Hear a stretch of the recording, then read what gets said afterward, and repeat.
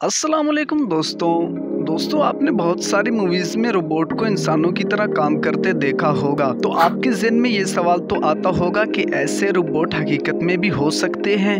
जी हाँ दोस्तों, इस बात को साबित किया है एलॉन मस्क ने। दोस्तों एलॉन मस्क ने एक टेस्ला एआई नामी रोबोट को मुतारिफ कराया है जो बिल्कुल इंसानों की तरह काम करेगा। दोस्तों एलॉन मस्क एक ऐसा इंसान है जो अपने आइडियाज की बिना पर आज दुनिया का अमीर तरीन इंसान बन चुका है, जिसकी नेटवर्थ $300 बिलियन से भी ज्यादा है। दोस्तों एलॉन मस्क ने ऐसे बहुत सारे प्रोजेक्ट्स पर काम किया है जो दुनिया के लिए नामुमकिन थे।